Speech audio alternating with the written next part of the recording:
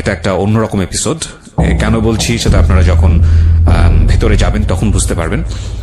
খুব internal family crisis নিয়ে আজকের এই সিক্রেটসটা। আমরা সবসময় যে কথাটা বলি, আপনারা ডিসক্লেইমারও শুনেছেন যে নিজের রেসপন্সিবিলিটি, ওন রেসপন্সিবিলিটি, আপনি এখানে যা বলছেন সেটার ব্যাপারে। আমরা 3টা জিনিস করেছি আজকের এই সিক্রেটস প্রচার করবার আগে, আপনাদেরকে একটু ধারণা দিয়ে নিই। প্রথম যেটা, সেটা হচ্ছে যিনি আজকে এই গল্পটা বলছেন তার নামটা আমরা পরিবর্তন করেছি। আমরা তার অরিজিনাল আইডেন্টিটি এখানে তুলে ধরবো না, তার সামাজিকতার কথা ভেবে। নাম্বার 2, যেটা যে ভয়েস আপনি তাকে শুনতে পাচ্ছেন সেই ভয়েসটি অরিজিনাল ভয়েস নয়। সুতরাং এই ভয়েসটি যদি অন্য কারোর সঙ্গে মিলে গিয়ে থাকে তাহলে আমরা আন্তরিকভাবেই দুঃখিত। তাকে আপনারা কোনোভাবেই সন্দেহ করবেন না, কারণ ভয়েসটি আমরা এখানে চেঞ্জ করেছি। তৃতীয়ত, যে গল্পটি এখানে তুলে ধরা হচ্ছে সেটা খুবই ইউনিক এবং এক্সেপশনাল গল্প। আমরা এই ধরনের গল্প সাধারণত খুব একটা শুনি না, আমাদের সমাজে নিশ্চয়ই ঘটে, কিন্তু সেভাবে হাইলাইট হয় না। আমরা গল্পের অন্যরকম একটা অ্যাঙ্গেল থেকে আজকের এই সিক্রেটসটা এখানে উপস্থাপন করার চেষ্টা করছি। তবে অবশ্যই খেয়াল রাখতে হবে যে এটা কোনো সার্বজনীন চিত্র নয়। ঠিক আছে, আমরা শুরু করছি আমাদের সিক্রেটস। ওকে, আমি তোমাকে তুমি করেই বলবো। কেন বলবো সেটা আমাদের গেস্ট যারা আছেন তারা হয়তো বা মানে যারা লিসনার আছেন তারা শুনলেই বুঝতে পারবেন। ইউ আর 18 রাইট নাও, মুখে বলতে হবে। তোমার বয়স এখন 18 বছর। কবে হয়েছে? আমার 18 হয়েছে গত জুলাই মাসের 10 তারিখে। গত জুলাই মাসের 10 তারিখে। সো 18 বছর মানে ধরে নেওয়া হচ্ছে যে শি ইজ অ্যাডাল্ট এবং তার বিচার বুদ্ধি করার ক্ষমতা আছে, এবং সেই জায়গাটা থেকে সে সমাজের অনেক রিয়েলিটিকেই ফেস করতে পারে। তোমার নাম কি? আমার নাম সুভা আক্তার। সুভা আক্তার, এবং এটা তোমার অরিজিনাল নাম না, আমরা শুরু দিয়ে বলে নিয়েছি। এটা এই কারণেই বলছি যে সুভা এবং ওর ভয়েস এই দুটো যদি অন্য কারোর সঙ্গে মিলে যায় সেটা অবশ্যই আমি বারবার বলবো যে this is not real thing, কারণ আজকের স্টোরিটা অনেক সেন্সিটিভ এবং এই দুটোই এখানে পরিবর্তন করা হয়েছে। সো জন্ম জেলা কোথায় তোমার? আমার ঢাকাতেই। ঢাকাতেই তুমি জন্ম হয়েছো, এখানেই বড় হয়েছে? হ্যাঁ। ওকে, ঠিক আছে, শুরু করো। তুমি কেন ফিল করলা, তার আগে বলো তো, আমি তোমার স্টোরিটা কিছুটা জানি। কেন ফিল করলা যে এই ধরনের গল্প তুমি সিক্রেটসে এসে বলবা? আমি এই কারণে বলতে চাচ্ছি যে আমাদের সমাজে এমন অনেক মেয়ে আছে যাদের পরিবারে এরকম অনেক ঘটনা ঘটছে, কিন্তু সবাই কিন্তু বলতে পারছে না। আবার অনেক সময় আবার অনেক সময় হচ্ছে যে অনেকে জিনিসগুলো ফেস করে মেনে নিচ্ছে, আবার অনেকে খারাপ পথ বেছে নিচ্ছে। সো তার চেয়ে যদি কেউ আমার কথাটা শুনে নিজের বুদ্ধি খাটিয়ে যদি কোনো ভালো কিছু করে, অন্তত তার জীবনে কিছু পরিবর্তন আসতে পারে। সো তুমি এই পার্সপেক্টিভ থেকে এটা বলছো।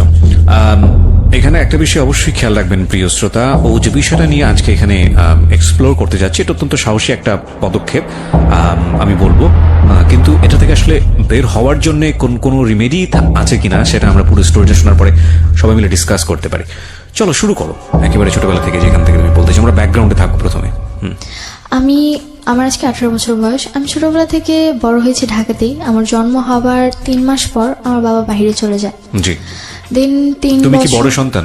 হ্যাঁ, আমি আমার ফ্যামিলির বড়। কয় ভাই বোন তোমরা? আমরা 3 ভাই বোন, আমি সবার বড়। আমার ছোট 2 ভাই আছে। ছোট 2 ভাই আছে, ওকে। তো বাবা চলে যায়, তো তখন আমি অবশ্যই ছোট ছিলাম। আমার মুখে যতটুকু শোনা যে আমি বাবা আর মায়ের দিক থেকে খুব সেন্সিটিভ ছিলাম। আমার বাবার একটা ছবি ছিল বাসায়, আমি আমার বাবার ছবি ছাড়া কাউকে বাবা বলতাম না। ওকে। এমনকি আমার চাচা ছিল, কাকা ছিল, তারাও অনেক সময় চেষ্টা করতো তাদেরকে বাবা বলানোর জন্য, কিন্তু আমি কখনোই বলতাম না। আমার বাবার ছবি দেখেই বলতাম যে উনি আমার বাবা। অ্যান্ড 3 বছর পর যখন আমার বাবা বাইরে থেকে আসে, সৌদি আরবে ছিল, যখন আসে তখন আমার বাবার গাল ভর্তি দাড়ি ছিল। অ্যান্ড 3 বছর আগে সে যেমন ছিল বা আমার ছবিতে যেরকম ছিল সেরকমটা ছিল না। দেন আমার মা আমার বাবাকে পরিচয় করে দেয় যে আমার বাবা উনি। তো স্বাভাবিক আমরা মায়ের মুখে শুনেই জানি যে ইনি আমার বাবা, বা আমাদের সাথে যাদের পরিচয় করে দেবে তারাই তাদেরই আমার পরিচয় ভাবে চিনি। তো আমি আমার বাবার ছবি দেখে তার সাথে যখন ফেস মিলাই, দেন আমার কাছে ভালো লাগে না, অ্যান্ড ফেস মিল ছিল না, অ্যান্ড ছোট ছিলাম বুঝিনি। অ্যান্ড আমি তাকে বাবা বলে মেনে নিই। শুধু তাই নয়, আমি কখনো তাকে বাবা বলে ডাকতামও না। দেন ধীরে ধীরে যখন আস্তে আস্তে বড় হতে লাগলাম, তখন তার ফেসের সাথে বুঝতে লাগলাম যে না, উনি আমার বাবা। দেন মেনে নিয়েছি। অ্যান্ড আমাদের ফ্যামিলিটা খুব ভালোই ছিল। আমি আমার ফ্যামিলির ব্যাপারে কখনোই কোনো কিছু জানতাম না, অ্যান্ড আমি এই ব্যাপারে কখনো কোনো কিছু জানার চেষ্টাও করতাম না। আমার এই ব্যাপারে কোনো আগ্রহ ছিল না, কজ ফ্যামিলিতে সবাই একজন আরেকজনের দায়িত্বে থাকে, কিন্তু তবুও কিন্তু একটা ব্যক্তিগত ব্যাপার বলতে কিছু থাকে।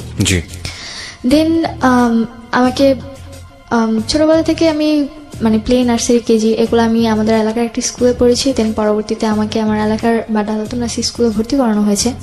আমি ওখানে পড়াশোনা কন্টিনিউ চালিয়েছি। যখন আমি 7 উঠি, স্বাভাবিক মানে বয়সের খাতিরে মানুষ কিন্তু ভুল করে। রাইট।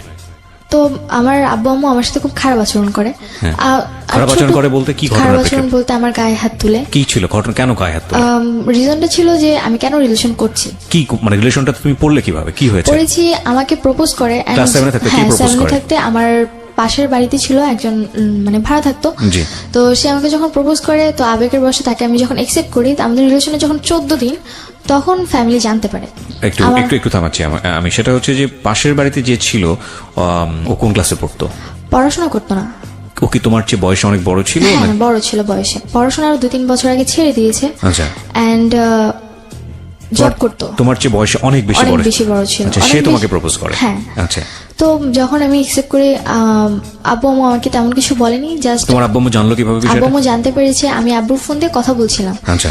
দেন আব্বুর ফোনে নাম্বারটা ছিল এন্ড রাতের বেলা সে যাচ্ছিল যে আমার সাথে দেখা করবে। আচ্ছা। এন্ড আমার মনে খুব ভয় ছিল, তো আমি ফোনটা সাইলেন্ট করে আমার বালিশের নিচে রেখে ঘুমিয়ে পড়েছিলাম। ওকে।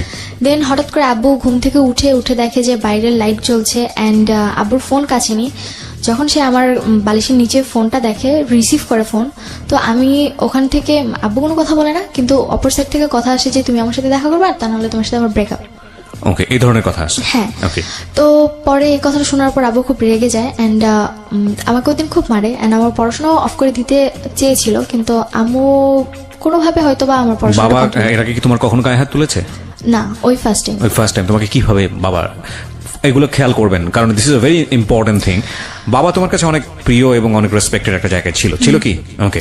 সো তোমাকে বাবা ওই ঘটনা জানার পরে তোমাকে বাবা কি করেছে? আমাকে প্রথমে 2-3টা থাপ্পড় মারে। জিজ্ঞেস করেনি যে কি হয়েছে ঘটনাটা? আমাকে জিজ্ঞেস করেছিল, দেন আমাকে বলার কোনো স্কোপ দেয়নি। আমি কিছু বলার আগে উনি আমাকে মারতে শুরু করে এন্ড তোমার ওই সময় ফিলটা কি ছিল যে যখন এরকম একটা ঘটনা, তোমার ক্লাস 7 এ বয়স খুব বেশি হলে 12 থেকে 13, তোমার বাবা এটা জেনে গেছে এবং তুমি তো নিজে থেকেই ভয় পাওয়ার কথা? হ্যাঁ, আমি খুব ভয় পেয়ে গিয়েছিলাম এন্ড আমি বলছিলাম যে আব্বু আমার কথাটা শোনো, আমি সরি যে আমি ভুল করছি, অন্তত আমার কথাটা শোনো। তারপর তার একটাই কথা ছিল, কেন তুমি ফোন ধরবা আর কেন বা তুমি কথা বলবা। ওকে। এন্ড যে ঘরে যে মাটি খোঁড়ার জন্য শাপলগুলো থাকে, আমরা যেগুলোকে বলে থাকি, তো আব্বু আমাকে ওটাতে অনেকক্ষণ মারে এন্ড আমার হাত পা কেটে যায়। তো শাবল দিয়ে মারে তোমাকে? হ্যাঁ। আর ওটা মানে রড জাতীয় ছিল, যার কারণে হাত পা কেটে গিয়েছিল।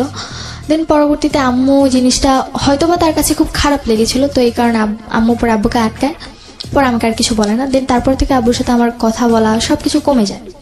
কজ আমার একটা জিনিসই মানে মনে হচ্ছিল যে আমার কথাটা কেন সে শুনলো না। মানে ভয় কাজ করে নাকি রাগ কাজ করে? ভয় রাগ দুটোই। ওকে। তারপরে দেন পরবর্তীতে আমার লাইফে আর তেমন কোনো ঘটনা ঘটেনি। ক্লাস 8 এ আমি জিএসসি পরীক্ষা দেওয়ার পর ওই ছেলেটার সঙ্গে সম্পর্ক কি হলো? ওই ছেলের সাথে পরে ব্রেকআপ হয়েছে। পরবর্তীতে ব্রেকআপ কি তোমার থেকে হয়েছে নাকি তোমার আব্বু গিয়ে কোনো স্টেপ নিয়েছে ছেলেটাকে? আব্বু গিয়ে স্টেপ নিয়েছিল বলতে আমাকে তারপর প্রতিদিন আব্বু স্কুলে দিয়ে আসতো, নিয়ে আসতো। আচ্ছা। এন্ড পরবর্তীতে ছেলেটা আমাকে জাস্ট একটাই কোশ্চেন করেছিল যে রিলেশনে কি তুমি কন্টিনিউ করবা নাকি করবা না। তোমার ফ্যামিলিতে এত বড় ঘটনা ঘটে গেছে কিছু জানতো না? সে কিছু জানতো না। আচ্ছা। তো পরে আমি বলেছি যে না, আমার পক্ষে সম্পূর্ণ কন্টিনিউ রাখা, কজ আমি অলরেডি আমার আব্বু আমাকে অনেক কষ্ট দিয়েছি। আমার কথাটা ছিল এরকম। পরে সে বলে যে ওকে ঠিক আছে। তো তারপর তার সাথে আমার কোনো কন্ট্যাক্ট হয়নি। অবশ্য তার নাম্বারটা আমার মুখস্থ ছিল না। আমি কার্ড থেকে তার নাম্বার অলওয়েজ তুলতাম, আর কার্ডটা পরবর্তীতে আব্বু আমার ব্যাগ থেকে ফেলে দেয়, যার কারণে আমার পরবর্তীতে আর কোনো কথা হয়নি। তো ক্লাস 8 এ জিএসসি এক্সাম সময় বাবা ছিল। দেন জিএসসি এক্সাম শেষ ডিসেম্বর 1 তারিখে বাবা কাতার চলে যায়। আচ্ছা। এন্ড তারপরে আব্বু যাবার 1 মাস পর আম্মু আমার হাতে একটা ফোন ধরিয়ে দেয়। সেটা হচ্ছে নোকিয়া ফোন, টাচ ফোন ছিল, মানে নতুন মডেল যেটা বের হয়েছিল। তো পরে নতুন ফোন ছিল, অনেক খুশি ছিলাম আমি। তো আমি বুঝতাম না তখন যে কি হচ্ছিল। তো রাতে আমি এফএম শুনতাম বা ফোনে ফেসবুক ইউজ করতাম। তখন আম্মু দেখতাম রাতের পর রাত জেগে কথা বলে। তো তোমাকে ফোন দিল, এটা কি তুমি চেয়েছিলে নাকি এমনিতেই তোমাকে দিল? নিজে থেকেই তারা দিয়েছিল। নিজে থেকেই দিল? হ্যাঁ। যে তুমি এটা ইউজ করো? হ্যাঁ, এটা আমাকে ইউজ করো, কাজ আম্মু অনেক সময় বাইরে যেত, বাসায় কন্ট্যাক্ট করতে হতো, এই কারণে সে আমাকে ফোনটা দিয়েছিল। ওকে। তুমি কি এটা স্কুলে নিয়ে যেতে পারতে? না, স্কুলে অ্যালাউ ছিল না। ওকে। তো পরবর্তীতে আম্মু রাতে যারা জেগে কথা বলতো, তো আমি ভাবতাম হয়তো বা যদি আব্বুর সাথে কথা বলে, কজ আব্বু তখন নতুন বাইরে গিয়েছে। তো পরবর্তীতে জানতে পারলাম যে আব্বুর ফোন ছিল না, বাইরে যখন যায় তখন তার কাছে ফোন ছিল না, অ্যান্ড সে আরেকজনের ফোন নিয়ে আম্মুর সাথে 2-1 মিনিট করে কথা বলতো। তো পরবর্তীতে আমি আম্মুকে কোশ্চেন করলাম যে তুমি কার সাথে কথা বলো। পরে আম্মু বললো যে আমার এক রিলেটিভের সাথে কথা বলি। আর কথাটা হচ্ছে যে আম্মুর বিয়ের আগে, আম্মুর বিয়ে হয়েছিল 18 বছর, আই মিন এসএসসি এক্সামের আগে। তো তার আগে তার একটা রিলেশন ছিল। দেন রিলেশন ছিল, সে তাকে খুব লাভ করতেন, তাদের মধ্যে খুব ঘনিষ্ঠ সম্পর্ক ছিল। অ্যান্ড যখন আম্মুর ফ্যামিলিটা জানতে পারে, আম্মুকে একটা বিয়ে দিয়ে দেয়। সেটাই তোমার বাবা ছিল না, সে ছিল একটা স্কুল মাস্টার ছিল। তার সাথে যখন আমার মায়ের বিয়ে দেয়, তারপর 6 মাস সংসার হয়। দেন আম্মু নাকি তার সাথে সংসার করতে চায়নি, যার কারণে সেখান থেকে আম্মু চলে আসে। পরবর্তীতে তাদের ডিভোর্স করিয়ে দেওয়া হয়। অ্যান্ড তার 3 মাস পর আমার আব্বুর সাথে বিয়ে হয়। এটা কি তোমার আব্বু আম্মু কি এটা কি অ্যারেঞ্জ ম্যারেজ ছিল নাকি ফ্যামিলি অ্যারেঞ্জ ম্যারেজ ছিল? দুপক্ষ থেকে অ্যারেঞ্জ ছিল। ওকে। তো আমি এই ব্যাপারগুলো জানতাম না। কোথা থেকে জেনেছো তুমি এটা? আমার একটা ফ্রেন্ড ছিল, আমার আম্মুর আবার বান্ধবী ছিল, তো তার মেয়ে আবার আমার ফ্রেন্ড। এখানে একটু মাফ করবেন প্রিয় শ্রোতা, আজকে আমি প্রচুর ইন্টারাপ্ট করবো। সাধারণত আমি গল্পে কখনো ইন্টারাপ্ট করি না, মানে সচেতন ভাবেই পুরো গল্পটা শুনে যাই এবং লাস্টে গিয়ে কথা বলি। কিন্তু আজকে ইন্টারাপ্ট করার বিশেষ কারণ আছে, কারণ আমি চাই গল্পের ভেতরটা, ব্যাকগ্রাউন্ডটা খুব চমৎকারভাবে উঠে আসুক। নইলে সামনে আমরা যে সিচুয়েশনটা ফেস করতে যাচ্ছি সেটার অনেক প্রশ্নের উত্তরই মিলবে না। কজ আমরা যে ব্যাকগ্রাউন্ডটা আপনারা আছেন, এই ব্যাকগ্রাউন্ডটা খুব ভালো করে শুনবেন, প্রত্যেকটা বিষয় খুব ভালো করে শুনবেন। অলরেডি আমরা 2টো ঘটনার মুখোমুখি হয়েছি। নাম্বার 1, সেটা হচ্ছে ক্লাস 7-এ থাকতে ওকে যেভাবে এই একটা ঘটনার প্রেক্ষাপট ওকে যেভাবে টর্চার করা হলো, সেটাও খুব ভালোভাবে নিতে পারেনি, যদিও বিষয়টা পরবর্তীতে মিনিমাইজ হয়ে গেছে, কিন্তু সাবসিকুয়েন্ট মাইন্ডে বিষয়টা থাকার কথা। 2 নাম্বার হচ্ছে হলো ও ফোন না চাইতে ওকে ফোন দেওয়া হয়েছে, যেটা ওর ভাষ্য। আর আরেকটি বিষয় খেয়াল রাখবেন, এখানে ও যেটা বলছে সেটাই যে স্পষ্টভাবে সবকিছু সত্য সেটা নয়, তবে সেটাকে বিশ্বাসযোগ্য জায়গায় নিয়ে যাওয়ার জন্যই আমাদের এত বেশি প্রশ্ন। হ্যাঁ, তো এই বিষয়টা তুমি কবে জেনেছো? জেনেছি আমার বাবা যাওয়ার 1 মাস কি 1.5 মাস পর। 1 মাস কি 1.5 মাস পর জানার পরে তুমি তোমার মাকে জিজ্ঞেস করেছো? আচ্ছা। তো আমি যখন আমার ফ্রেন্ডের আম্মুর মুখ থেকে কথাটা শুনি, আমি মানে অবাক হয়ে যাই যে how is that possible. And আমি ছোটবেলা থেকেই বিয়ে করা বা একজনের সাথে ফিজিক্যাল করা বা আরেকজনের সাথে করা, এই জিনিসগুলো আমার খুব অপছন্দনীয় ছিল। আমি এগুলো কখনোই পছন্দ করতাম না। তো পরবর্তীতে আমার মানে খুব খারাপ লাগে যে আমি এমন একটা মায়ের মেয়ে। তবুও মানে এটা মনে হয়েছিল যে না, এখন হয়তো বা আমার মা খুব ভালো হয়ে গেছে বা সে হ্যাপি আছে আমার বাবাকে। তুমি কি করলে জানার পরে? জানার পর আমি বাসায় আসছি। সেদিন আমি আম্মুকে কিছুই বলি না। পরের দিনটা ছিল ফ্রাইডে। তো আমার স্কুল অফ ছিল। আমি ঘুম থেকে উঠছি ওই দিন 10টার দিকে। অ্যান্ড উঠার পর আমার মানে মন মানসিকতা ভালো ছিল না। অ্যান্ড আম্মু আমাকে বকাবকি করতেছিল যে কেন তুমি এত লেট করে ঘুম থেকে উঠছো, আর এত লেট করে কেউ ঘুম থেকে উঠে পড়াশোনা করো না, শুধু বাইরে আড্ডা মারো, আবার ফোন নিয়ে সারাক্ষণ টিপাটিপি করতে থাকো, কেন তুমি এগুলো করছো? তো পরবর্তীতে আমি আম্মুকে কোশ্চেন করলাম যে একটা সময় তো তুমি এগুলো করছো। আমার কথাটা ফার্স্টে এরকম ছিল যে একটা সময় তুমি এরকম করেছো। Note that point please. হ্যাঁ। এন্ড পরবর্তীতে আম্মু বলল যে আমি এগুলো করেছি মানে। তো আম্মু তখন রুটি বানাচ্ছিল, হাতে বেলুন ছিল। পরে আমি বললাম যে কেন তুমি করনি, তোমার আগে একটা রিলেশন ছিল, এন্ড পরবর্তীতে জানলাম যে তোমার আরো নাকি আরেকটা বিয়েও ছিল। তো আমি তোমার মেয়ে, আমি তোমার সাথে যেমন সবকিছু শেয়ার করি, তোমার উচিত আমার সাথে সবকিছু শেয়ার করা, কারণ আমরা বন্ধু। পরে আম্মু আমাকে মানে হয়তো তার মাথা বেশি গরম হয়ে গিয়েছিল, কথা বলার ধরনটা হয়তো আমার ভালো ছিল না, তো এই কারণে উনি আমাকে বেলুন দিয়ে 2টা বাড়ি মারে। হ্যাঁ, এন্ড তখন আমার মাথায় আরো বেশি গরম হয়েছে যে আমি অলরেডি জেনেছি অন্য কারোর কাছ থেকে, তোমাকে জিজ্ঞাসা করছি, তুমি আমাকে সুন্দরভাবে অ্যান্সার না দিয়ে তুমি আমার গায়ে হাত তুলছো কেন? তো আমি পরবর্তীতে আমার সাথে অনেক তর্ক করি, আমি আর কোনো কথা বলি না। তোমাকে একটু থামাচ্ছি, 2টো পয়েন্ট আমরা গিয়েছি এবং 2টো পয়েন্টই খুব সেন্সিটিভ পয়েন্ট। আমি কারণ গল্পটা যখন সামনের দিকে চলে যাবে তখন আপনারা এগুলো ভুলে যাবেন। আমি 2টো পয়েন্টে একটু 2 মিনিট কথা বলতে চাই। নাম্বার 1, যখন ওকে গায়ে হাত তোলা হলো ক্লাস 7 অবস্থায়, ওর একটা সম্পর্কে জড়িয়ে যাওয়া, এবং এই সময় ওর কিন্তু ভালো মন্দ বোঝার বয়স না। এই বিষয়টা প্যারেন্টসদের খুবই সেন্সিটিভলি ডিল করা উচিত। কেন ডিল করা উচিত? ওর লাইফে একটা সময় সম্পর্ক আসবে, সেটা খুব স্বাভাবিকভাবেই হবে। ওকে প্রথমেই যদি এই ধরনের একটা ধারণা দিয়ে দেওয়া হয়, তাহলে স্বাভাবিকভাবেই অন্য কোনো যখন পরিণত বয়সে একটা সম্পর্ক আসার কথা, তখন ওর মাথার মধ্যে কিন্তু এই জিনিসটা কাজ করবে, যেটা খুব খারাপ জিনিস, এবং ওইটা তো স্বাভাবিক হতে পারবে না। এটা একটা। আরেকটা বিষয় যেটা যে এতে হিতে বিপরীত হতে পারে, মানে ওর গায়ে যেভাবে হাত তোলা হয়েছে তাতে করে কিন্তু খুব রাফ ডিসিশন নিয়ে ফেলতে পারে, কারণ বয়সটা খুবই ইয়াং বয়স। তো সেই জায়গাটা থেকে ওকে ডিল করা উচিত ছিল খুব সফটলি, যেটা প্যারেন্টস করেননি। মায়ের ভুলটা দেখেন, ও হ্যাঁ, এটা এখানে ওরও একটা ভুল আছে, সেটা হচ্ছে যে যখন ওর বান্ধবীর মায়ের কাছ থেকে বিষয়টা জানলো, ওর উচিত ছিল মাকে এসে জিজ্ঞেস করা যে মা এরকম ঘটনা ঘটেছে কিনা। খুব স্বাভাবিকভাবেই একটা সন্তান ওই বয়সে সে ভালো মন্দ বোঝে না, তার খারাপ লাগাটা খুব স্বাভাবিক, কারণ যেহেতু ওর স্বাভাবিকভাবেই এই জিনিসটাকে প্রেজেন্ট করা হয়েছে, কিন্তু ও সেটা করেনি। এবং এর প্রেক্ষাপটে ওর মা এসে যেই ব্যবহারটা করলো সেটা আরো ভয়ানক রকমের ভুল। একটা জিনিস আমরা হয়তো একসেপ্ট করে নিলাম, যেহেতু ওর বয়স ছোট এবং ও যেহেতু বিষয়টা বোঝেনি, ও এসে ও মাকে ওইভাবে বলতে পারেনি, সে কারণে সে খুব রাফলি জিনিসটাকে প্রেজেন্ট করেছে। কিন্তু ওর মার উচিত ছিল বিষয়টা ওর কাছ থেকে খুব সুন্দর করে জেনে তারপর ওকে খুব সুন্দর করে বুঝিয়ে দেয়া। আমরা যেই প্রযুক্তির যুগে বসবাস করি সেখানে আমাদের সন্তানেরা আমাদের অতীত জানবে না, এটা হতেই পারে না। আমাদের অতীত তারা জানবেই। একটা সময় যদি আপনি ভুল করে থাকেন বা কোনো একটা বিপদের মধ্যে পড়ে থাকেন বা যাই কিছু করে থাকেন না কেন, এই প্রযুক্তির যুগে সবকিছু ডকুমেন্ট থেকে যায় এবং একটা সময় গিয়ে আপনার সন্তান সেটা জানবেই।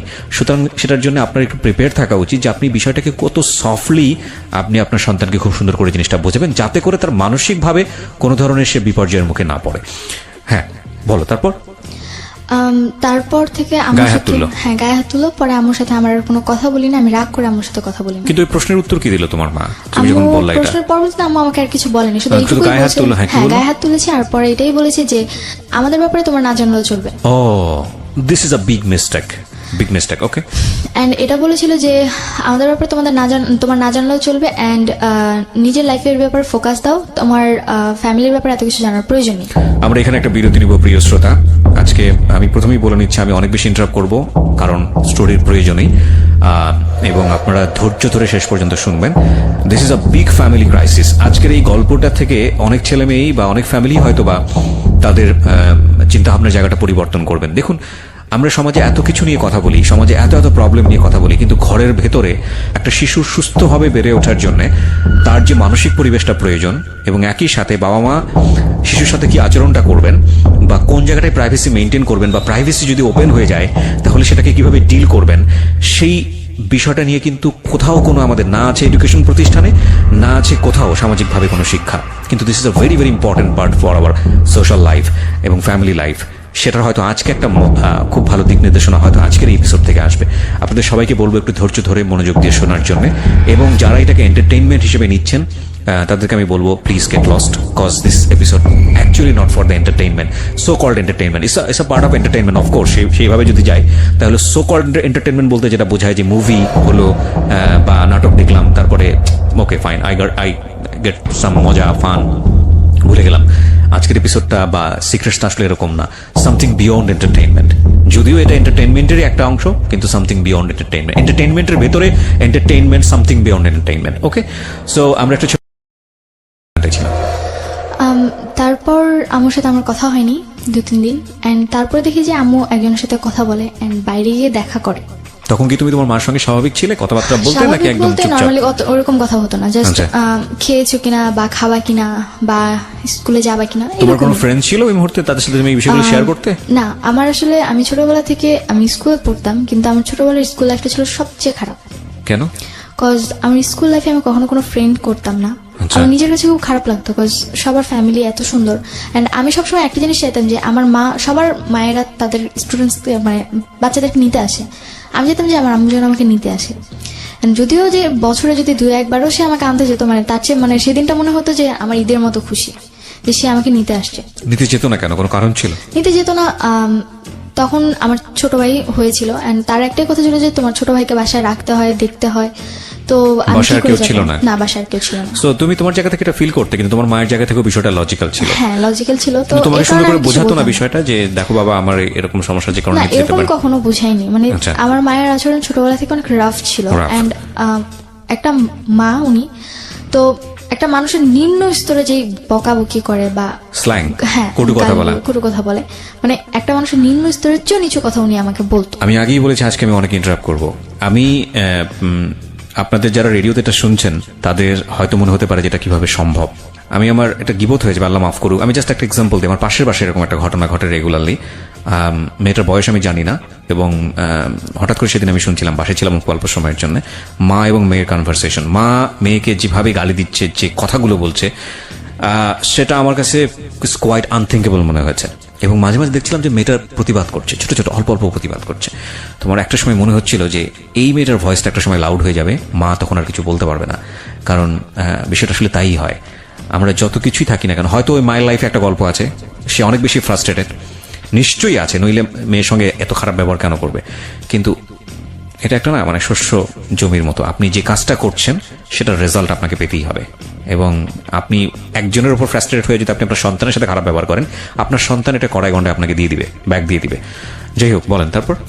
তো আমার সাথে প্রচুর খারাপ ব্যবহার করতো, উঠতে বসতে খেতে বসলে অনেক খারাপ আচরণ করতো। অ্যান্ড মানে মাঝে মধ্যে নিজের কাছে এটা মনে হতো যে আল্লাহ কেন আমাকে বাঁচিয়ে রাখছে, বা আমি কেন মরে যাই না। ওকে। তো এক পর্যায়ে সুইসাইড অ্যাটেম্পের চিন্তা করলাম ওই যে ক্লাস 7 এর থাকতেই, তখন আমি ক্লাস 9-এ প্রথম দিকে ভর্তি হয়েছি। ওকে। তো ইচ্ছে করছিল যে বেঁচে থাকার চেয়ে মরে যাওয়াটা হয়তো আমার কাছে অনেক বেশি বেটার। তো আমার আম্মুর সাথে একটা ছেলের মানে নর্মালি কথা হতো, আমি শুধু জানতাম, কখনো দেখিনি। তো হঠাৎ একদিন রোজার মাস, তখন আমার বাসায় আসছে সে। তো তখন আমার বাসায় তাকে দেখে আমি অবাক যে কে এই লোকটা। অ্যান্ড সে দেখতে নর্মালি সুন্দর ছিল, তো আমার ভালো লাগে, কিন্তু আমি কখনো তাকে কথা বলতাম না। অ্যান্ড পরবর্তীতে যখন দেখলাম যে রাতের পর রাত আম্মু তার সাথে কথা বলতেছে, আমার নিজের কাছে তার প্রতি একটা ঘৃণা জন্ম নিল যে মানে একটা বিবাহিত মহিলা তার সাথে কি করে সে এত রাত জেগে কথা বলে। আর সে জেগে কিনা সে অনার্স 3rd ইয়ারে পড়ছে, একটা ছেলে। নিজের কাছে খুব খারাপ লাগতো। আমি তাকে মাকে জিজ্ঞেস করলো না যে ছেলেটা বাসায় আসলে ছেলেটাকে, সে ছিল পরে বললো যে আমাকে পরিচয় করিয়ে দিল যে আমি তাকে আমার ভাই বলে জানি, তোমার মামা। তোমার মামা? হ্যাঁ, আমার মামা। পরে আমি বললাম যে আচ্ছা ঠিক আছে। তো আমি কখনো তার সাথে কথা বলতাম না, আমি পছন্দই করতাম না তাকে, কোনোভাবেই পছন্দ করতাম না, আমার বিরক্ত লাগতো তাকে দেখলে। তো সে যদি বাসায় আসতো আমি বের হয়ে যেতাম, বা সে যদি ঘরে থাকতো আমি অন্য রুমে গিয়ে বসে থাকতাম, কখনো তার সাথে কথা বলতাম না। বাট তোমার তো উল্টো আচরণ হওয়া উচিত, যে একটা যাকে তুমি পছন্দ করছো না এবং তুমি গেস করছো যে তার মা, তোমার মা ছেলেটার সঙ্গে কথাবার্তা বলছে, তো তুমি তাকে কেন স্পেস দিচ্ছ? তুমি তো তোমার মায়ের রুমেই বসে থাকা উচিত ছিল। বসে থাকার বলতে আমার ভালো লাগতো না তাদের কথা শুনতে, আর তারা যেরকম কথা বলতো আমার পছন্দ হতো না, বিরক্ত লাগতো। তোমার সামনে এটা করতো? হ্যাঁ, আমার সামনে করতো। পরবর্তীতে চলে যেতাম, মানে তারা একসাথে বসে কথা বলতো, আবার ছেলেটা আমার হাত ধরতো, এগুলো আমার পছন্দ ছিল। তোমার সামনে এটা করতো? হ্যাঁ, আমার সামনে এটা করতো। তোমাকে অ্যাভয়েড করতো? তুমি এগুলো পছন্দ করতে? অ্যাভয়েড বলতে যখন একটু বেশি মানে গভীর হয়ে যেত তখন আমাকে বলতো যে একটু বাইরে যাও, দেখো তোমার ভাই কোথায় আছে। ছি ছি ছি ছি। তো পরবর্তীতে এর মধ্যে আমার ছোট ভাই জন্ম নেয়, একদম একটা ছোট। মিনিট একটু থামাচ্ছি, সরি। সেটা হচ্ছে যে যখন এই জিনিসটা হতো তুমি তো একটা গেস করতে যেটা এটা this is a bad thing. তো ওই সময়টাতে তুমি এগুলো কি করতে? তোমার ভেতরের ইমপ্রেশনটা কি হতো? খারাপ লাগতো, ইচ্ছে করতে যে হয় ওকে মেরে ফেলে, মানে আমার মাকে মেরে ফেলে, আর তাহলে নিজে মরে যায়। মানে এতটা খারাপ লাগতো, মানে খুব গিল্টি ফিল হতো নিজের মধ্যে। তো এর মধ্যে মানে যখন এই জিনিসগুলো দেখতাম, তার মধ্যে হঠাৎ করে একদিন রাতে দেখি যে আমার বাসায় কেউ একজন আসছে। আমি আমার রুমে শুয়েছিলাম, আমার বাসায় কেউ একজন আসছে। তো তুমি তোমার মাকে বলতে যে মা এগুলো আমার ভালো লাগছে না? হ্যাঁ, আমরা বলতাম মাঝে মধ্যে যে আম্মু এগুলো কেন করো। তো আম্মু বলতো যে কি করি, কিছুই তো করি না, জাস্ট নর্মালি কথা বলি, মানে তার কথাটা উড়াই দিত। তুমি তোমার মাকে বলতে পারছো মা কেন আসবে উনি বাসাতে? হ্যাঁ, আমি বলতাম। পরে বলতো যে আসে ভাই আমার কথা বলতে আসে, মাঝে মধ্যে দেখো না খাবার টাবার নিয়ে আসে, ওনার পছন্দ, এই কারণে আসে, এছাড়া আর কিছু বলতো না। তোমার যে ভালো লাগে না এটা বিষয়টা আমি বলেছি তাকে, তার কথা একটা, তোমার ভালো লাগলে কে, সে তোমার কাছে আসে না, তুমি কেন এটা মানে কেয়ার করতেছো, তার কথাটা ছিল এরকম। আমি কেন কেয়ার করতেছি, সে তো আমার কাছে আসতেছে না, আসতেছে তার কাছে, তার ভালো লাগছে। তোমাদের বাসাটার আশেপাশে কোনো লোকজন ছিল না? আসলে আমাদের বাসার আশেপাশে যে লোকজন ছিল মানে তারা তাদের মতো বিজি। পাশে একজন হিন্দুদের ফ্যামিলি আছে, ফ্ল্যাট এটা। হ্যাঁ, তো সে তার মতো থাকতো, আর আমাদের ডান পাশে যারা থাকতো তারাও তাদের মতো বিজি থাকতো, মানে তাদের আচরণটা অনেক খারাপ ছিল, যার কারণে তাদের সাথে কেউ মিশতে পারতো না। মানে এই বিষয়টা কিরকম ছিল যে তোমাদের সঙ্গে তাদের কোনো সম্পর্ক ছিল না? সম্পর্ক ছিল না। ওকে। আর আমাদের আশেপাশে যারাই আসছিল নতুন নতুন আসছিল, তো নতুন নতুন তাদের তোমার সঙ্গে তোমার বাবার সম্পর্ক কেমন ছিল? প্রথমে খুব ভালো ছিল, এন্ড 7 এর কাহিনী। তো আমি যে সময়ের গল্পে আছে ওই সময় কেমন ছিল? ওই সময় অতটা ভালো ছিল না, মানে সে আমার সাথে কথা বলতো না বেশি। বাবাও তোমার সাথে কথা বলতো না? কথা বলতো না, জাস্ট কেমন আছো ভালো আছো শেষ। বাবা তোমার সঙ্গে কথা বলতো না কেন? কথা বলতো না, সে বলতো আমি খারাপ হয়ে গেছি, ঘোরাফেরা করি, ফোন ইউজ করি, ফেসবুক চালাই। আর তাদের আমার ফ্যামিলির কাছে ফেসবুক ইউটিউব জিনিসটা ছিল সবচেয়ে খারাপ। ফোন তো তারাই দিয়েছে? হ্যাঁ, তারাই দিয়েছে। অ্যান্ড তারা বলতো যে কেন ফোন দিয়েছি, গান শুনো, নর্মালি ফ্রেন্ডসদের সাথে যদি কথা বলা হয় 2-1 মিনিট কথা বলো, আর আমাদের খবর না হলে নিব, তুমি কেন ফেসবুক ইউজ করবে? তাদের কাছে ফেসবুক জিনিসটা খুবই খারাপ। মানে তোমার আব্বুর কোনো আইডি ছিল ফেসবুকে? না, কোনো আইডি ছিল না। আইডি ছিল না। ওকে। তারা তোমার কাছ থেকে পাসওয়ার্ড বা তারা ফেসবুক কিভাবে ইউজ করতে হয় এগুলো জানতো? আমি তারা ইউজ করতে পারতো না ফেসবুকটা জিনিসটা। ওকে। তো এই কারণে তারা আরো বেশি খারাপভাবে হোস্ট করতে জিনিসটা। তো পরবর্তীতে যখন এখানে একটা বিষয় একটু বলি প্রিয় শ্রোতা, যেগুলো ভেরি ইম্পর্টেন্ট বিষয়। সেটা হচ্ছে যদি আপনার সন্তান কখনো এরকম ফেসবুক ইউজ করে, আপনি এটাকে স্টপ করতে পারবেন না। যদি স্টপ করেন তাহলে যেটা হবে যে সে গোপন করে অন্য কিছুই ব্যবহার করে আপনাকে ধরা দেবে না। সো লেট হিম ফ্রি, তাকে ফেসবুক ইউটিউব সে যেটা করছে করতে দিন। আপনার এক্সেস রাখবেন একটা সার্টেন পিরিয়ড পর্যন্ত, লাইক ও বয়প্রাপ্ত হওয়া পর্যন্ত খুব সুন্দর করে বোঝাবেন, বাবা তুমি যেটাই করো না কেন কোনো প্রবলেম নাই, তোমার পাসওয়ার্ডটা আমার কাছে রাখো, তোমার আইডি টাইডি সবকিছু আমার কাছে রাখো, ওকে তুমি তোমার মতো করে করো।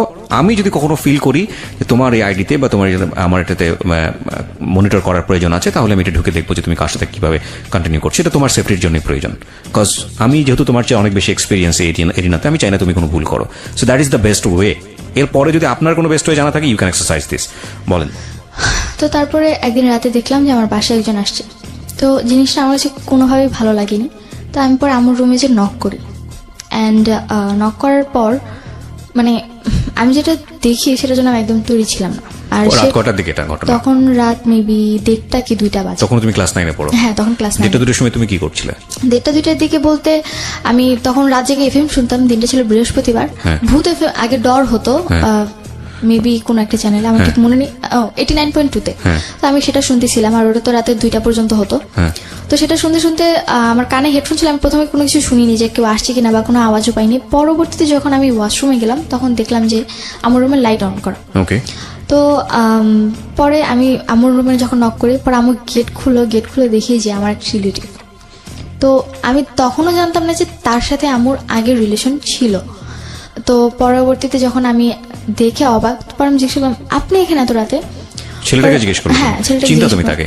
হ্যাঁ, চিনতাম, কারণ আমার রিলেটিভ হয়। রিলেটিভ বলতে কি ধরনের রিলেটিভ? বলতে আমার আম্মুর যার সাথে রিলেশন ছিল তাকে আবার আমার এক খালামণি পছন্দ করতো। তো সে আবার আম্মুর সাথে যখন তার একটু ঝগড়া হচ্ছিল, তো সেই ঝগড়ার সময় আমার ওই খালামণি কোনো একভাবে আমার ওই বয়ফ্রেন্ডকে বিয়ে করে ফেলে। ওকে, বাট ওই সময়ে তুমি যাকে দেখলে তাকে তুমি আগে থেকে চিনতে কিনা? হ্যাঁ, আগে থেকে চিনতাম। আগে থেকে কিভাবে চিনতে? বিকজ খালামণির সাথে কয়েকবার আমাদের বাড়িতে আসছে, Okay. তো সেভাবে আমি চিনি। খালামণি মানে কি আপন খালামণি ছিল নাকি আপন না, একটু দূরে। তোমার মায়ের বান্ধবী ছিল? না, আমার আম্মুর খালার মেয়ে। তোমার আম্মুর খালার মেয়ে, সেই মেয়ের হাজবেন্ড হচ্ছে এটা? হ্যাঁ। ওকে, তোমার আম্মুর খালা। তো খালা মানে কি আপন খালা? না, সেটাও দূরের? দূরের। তো তার সঙ্গে তোমার দেখা হয়েছে, কোথায় দেখা হয়েছে? সেটা দেখা হয়েছিল, আমি এলাকার ভিত্তিকে নর্মের খালো হিসেবে চিনতাম তাকে। তো পরবর্তীতে যখন আমার বাসায় দেখি তখন তাকে না তুমি আমাকে বলো, কারণ আজকের এই স্টোরিটা খুব সেন্সিটিভ একটা স্টোরি। তুমি ভালো করে গ্রাফ না করতে পারলে অনেকেই বিলিভ করতে পারবে না, এবং সে জায়গা থেকে আমার অনেক প্রশ্ন আছে তোমাকে। তোমার দেখা হয়েছে কোথায় ফার্স্ট তার সাথে? আমার ফার্স্ট দেখা খালামণির সাথে, আমি তাদের বাসায় তাকে দিছি। খালামণির সাথে তুমি তাদের বাসায় কেন গিয়েছিলে? ছোটবেলা ছিলাম, তার ছেলে ছিল আমার বয়সী, তো তাদের সাথে খেলতাম। তো একদিন গেছি, আমি খালামণির হাজবেন্ডকে কখনোই দেখিনি, বিকজ সে বাইরে ট্যুর দিয়ে জব করতো। তো ওই দিন যখন আসে, তো তার সাথে ছোটবেলা তার সাথে একবার আমার দেখা হয়েছিল। অ্যান্ড উনি একটা কারখানায় জব করতো যেখানে কিনা পেন্সিল তৈরি করতো, অ্যান্ড উনি আমাকে একবার পেন্সিল গিফট করেছিলেন, তারপরেই আমি তাকে চিনি। ওকে, সো এটা কি তোমার বাসার আশেপাশে ছিল? এটা আমার বাসা থেকে কিছু দূরে ছিল। তোমরা যেখানে থাকতে তার 7 মিনিটের রাস্তা। ওকে, ফাইন। তারপর তো দেখার পর আমি অবাক, অ্যান্ড দেখলাম যে তার ড্রেস আপ চেঞ্জ। মানে একটা মানুষ ড্রেস আপ স্বাভাবিক, কারো বাসা আসলে আমরা যেরকম ড্রেস আপ পরে আসতে দেখি, উনি সেরকম ছিল না। আমার বাবার ড্রেস আপ পরা ছিল। তোমার রুমে, তোমার মায়ের রুমে তোমার বাবার ড্রেস পরা? হ্যাঁ, আই মিন রাতে যা পরে ঘুমায় মানুষ, নাইট ড্রেসটা। ওকে। তো পরবর্তীতে আমি যখন আস করলাম, পরে মানে তোমার 2 ভাই কই ছিল? আমার 2 ভাই ঘুমোচ্ছিল তোমার মায়ের রুমেই? হ্যাঁ, আমার রুমে, আর আমি আলাদা রুমে। ওদের বয়স কত ছিল তখন? আমার বয়স, তোমার 2 ভাইয়ের বয়স? আমার 2 ভাইয়ের একজনের বয়স ছিল মেবি 4 বছরের মতো, আরেকজন একদমই ছোট, কি 6-7 মাস। তোমাদের রুম কটা ছিল বাসায়? বাসায় 3 রুম ছিল। বাসায় 3টা রুম ছিল, একটাতে তোমার মা থাকতো ভাইদেরকে নিয়ে, হ্যাঁ, একটাতে তুমি থাকতে, আরেকটা রুম খালি ছিল, এক রুম গেস্টের জন্য বা খালি ছিল। ওকে, হ্যাঁ। তো পরবর্তীতে যখন আমি দেখলাম, আমার মাথা প্রচন্ড পরিমাণে গরম হয়ে যায়, কেন তিনি তার সাথে এত রাতে মিট করবে। এন্ড আমি আম্মুর সাথে খুব খারাপ আচরণ করি, ঝগড়া করি ওই সময়, তখনই তার সামনেই ঝগড়া করতে থাকি। এন্ড পরবর্তীতে সে যখন এই জিনিসগুলো দেখে, চেঁচামেচি হতে থাকে, আশেপাশে মানুষও চলে আসতে পারে, এই ভয়ে উনি ড্রেস আপ চেঞ্জ করে চলে গেছে। ওই সময় বের হয়ে গেছে। বাই দ্য ওয়ে, তুমি যে বাসায় থাকতো, বাসার গেটম্যান ছিল না? গেটম্যান না, আমাদের বাসার মানে আমাদের বাসাটা ছিল এরকম যে আমার রুম ভিতরে, তারপর একটা মাঝখানের রুম, তারপর আমার রুম, আমি আবার বাইরের রুমে ঘুমাতাম। তোমার কয় তলায় থাকতে? তালা বলতে আমাদের তালা সিস্টেম নেই, মানে একতলাই সবকিছু টিন সেট, মানে তালা সিস্টেম, একতলা উপরে ছাদ, মানে পুরো বাসাটাই ছাদ ঢালাই করা একতলা বাসা। ওকে, বাসায় কোনো গেটম্যান ছিল না? ওকে, তো গেটে তালা দেওয়া সবকিছু আমি করতো। তো পরে যখন চলে গেছে অ্যান্ড আমার কাছে খুব খারাপ লাগে অ্যান্ড আমি কেন মানে আমার খালার বাড়িটা সাথে কাদের? আম্মুর নামে লেখা। এটা কি তোমার বাবা বানিয়েছে নাকি তোমার আমার নানুর জমি ছিল, পরে আম্মুকে ও দিয়েছি। বাড়িটা তোমাদের? হ্যাঁ, বাড়ি আমার। আশেপাশে যে ভাড়া থাকে তাহলে তোমাদের ভাড়াটিয়া দ্বারা? আশেপাশে ভাড়া বলতে বাড়িটা আমাদের, আশেপাশে যারা থাকে তারাও তাদের মতো বাড়ি আনা। ওকে ফাইন, ঠিক আছে, সিনারিওটা বুঝতে পারছি আমরা। তারপর? হ্যাঁ, তো আমার কাছে খুবই খারাপ লাগে অ্যান্ড এই জিনিস মানে আমি তার সাথে আমার খালুর সাথে কেন খারাপ আচরণ করি এর জন্য আম্মু আমার গায়ে হাত তুলে। ওই সময় তখন ওনার সামনেই করে নাকি যাওয়ার না, পরে? উনি যাওয়ার পরে। উনি যাওয়ার পরে, হ্যাঁ। তো প্রচুর গায়ে হাত তুলেন, আমি সহ্য করতে না পারে লাস্ট মোমেন্টে আমি আমার আম্মুকে ধাক্কা মারি যে তোমার লজ্জা করে না, এত রাতে একটা লোক নিয়ে এসে তুমি থাকতেছো, আবার তুমি আমার গায়ে হাত তুলতেছো। তো আম্মু ওই যে এক ধরনের ইয়া থাকে, মানে যে ডাল ঘুটটার জি, যে ইয়াটা থাকে, ডালঘুটনি, হ্যাঁ। ডাল ঘুটনি, তো ওইটাতে আমার গায়ে হাত তুলে এন্ড আমার প্রচুর রাগ হয় যে কেন আমার গায়ে হাত তুলবে। এই যে ওই সময় আমার তোমার কি ভাইরা সেটা কি? কোথায় ছিল? আমার ভাইরা ঘুমোচ্ছিল তখন। তখনও ঘুমোচ্ছে? হ্যাঁ, তখনও ঘুমোচ্ছিল। আচ্ছা। তারপর যখন আম্মু আমার গায়ে হাত তুলে মানে আমি চিৎকার চেঁচামেচি করতেছিলাম, দেন আমার বড় মানে আমার মেঝো যে ভাইটা আছে ও উঠে যায়, উঠে প্রচুর ভয় পেয়ে যায় এত রাতে কি হচ্ছে। তো ও আবার খাটের কর্নারে চলে যায়, তো ও আবার আমার ছোট ভাইটাকে কোলে নিয়ে সাইডে গিয়ে বসে থাকে। ছোট জন তো ছোট ছিল, ওকে কোলে নিয়ে বসেছিল সাইডে অ্যান্ড আমার সাথে খুবই খারাপ আচরণ অ্যান্ড আম্মু আমাকে মারতে মারতে এক পর্যায়ে আমার জামা ছিঁড়ে ফেলে। ওকে। জামা ছিঁড়ে আমাকে ঘর থেকে বের করে দেয়, যে বাড়িতে তোর থাকার দরকার নেই, যে মেয়ে কিনা মাকে বুঝবে না, মার প্রবলেম বুঝবে না, সেই মেয়ের এই বাড়িতে থাকার দরকার নেই, তুই বাসা থেকে বেরোচ্ছে। ওকে। একদিকে আমার জামা ছিঁড়ে গেছে, খুবই খারাপ অবস্থা। এত রাতে কি করে আমাকে বাসা থেকে বের করে দেয়, আমার আরো খারাপ লাগে। আর আমি বাইরে কান্না করতে থাকি। পরে 6টার দিকে ভোর, তখন আমাকে ঘরে ঢুকায়। কটার সময় বের করতে তোমাকে? আমাকে বের করে দেয় তখন মেবি 2:30 বাজে, 2:30 কি 3টার দিকে। ওই 3টার সময় বের করে দিলে তুমি কোথায় ছিলে? বাইরে, গেটের বাইরে দাঁড়িয়েছিলাম। দাঁড়িয়েছিলে মানে 3 ঘন্টা তুমি ওখানে দাঁড়িয়েছিলে? হ্যাঁ, ওখানে দাঁড়িয়েছিলাম এন্ড এর মধ্যে আশেপাশে কোনো লোকজন ছিল না? আশেপাশে ভোরবেলা এত রাতে তো কেউ থাকে না। তো আমি বাইরে আমাদের যে পিড়াটা ছিল ওখানে বসেছিলাম আমি। তো আম্মু সারা রাত আমাকে মানে কোনো কথাও বলে না এন্ড রুমের ভিতরে থাকে। পরে আমাকে 6টার দিকে ঘরে ঢুকায়। ঘরে ঢুকানোর পর আমি আম্মুর সাথে আর কোনো কথাই বলি না, একদমই কোনো কথা বলি না, আমি আমার রুমে চলে যাই। তো Can you imagine the situation? Who is right, who is wrong? That is not my point. Point is, বাসায় এরকম একটা ঘটনা ঘটেছে, আমি এই মেয়েটার কথা চিন্তা করছি। আমি বলছি না তার মা রাইট অর রং, আপনারা আপনাদের জায়গা থেকে চিন্তা করবেন। এই মেয়েটা 3টা পর্যন্ত ক্লাস 9-এ পড়ুয়া একটা মেয়ে। যখন অ্যাডোলেসেন্স পিরিয়ড চলে একটা মানুষের, অ্যাডোলেসেন্স পিরিয়ড মারাত্মক বয়সন্ধিকাল, খুবই সেন্সিটিভ একটা টাইম ব্যক্তিত্ব বিকাশের জন্য। এই মেয়েটাকে রাত 3টার সময় বাসা থেকে বের করে দেওয়া হয়েছে এবং সে গেটে 3 ঘন্টা ওখানে বসেছিল। তারপরে বাসায় ঢুকলে ওই বাসাটা তার কাছে কি পিসফুল মনে হবে না জাহান্নাম মনে হবে, এটা আপনি একটু ফিল করার চেষ্টা করেন। ওকে, তারপর যখন ঘরে ঢুকি তো আমি আম্মুর সাথে আর কোনো কথা বলি না। তো পরের দিন আম্মু সকালবেলা মানে নাস্তা বানায় খাওয়া দাওয়া করে চলে যায়, মানে আম্মুর রুমে তালা মেরে চলে যায়। তো আমি ঘুম থেকে উঠি 11টার দিকে, উঠে দেখি যে আম্মুর রুম তালা মারা অ্যান্ড আমি আমার রুমে, আমার জামা কিন্তু অলরেডি ছিঁড়ে আছে অ্যান্ড চেঞ্জও করতে পারিনি আমি। আম্মু আমাকে জাস্ট গেট খুলে স্কুল ছিল না? হ্যাঁ, স্কুল ছিল, স্কুলে যাওয়া হয়নি। ওকে। তো আমার চেঞ্জ করতে আমি আমার রুমেও যেতে পারিনি। আমার রুমে আমার ড্রেস আপ যা ছিল, তো আমি আমার রুমে জাস্ট শুয়েছিলাম। কি করব কিছু বুঝতে পারতেছিলাম না। তার উপর রাতে এত কাহিনী গেছে, খুব ক্ষুধাও লাগছে আমার তখন। তো তখন এই জিনিস মানে কান্না করতেছিলাম, চিন্তা করতেছিলাম যে কেন আমি এই ফ্যামিলিতে জন্ম নিয়েছি, আমি কেন মরে যাই না।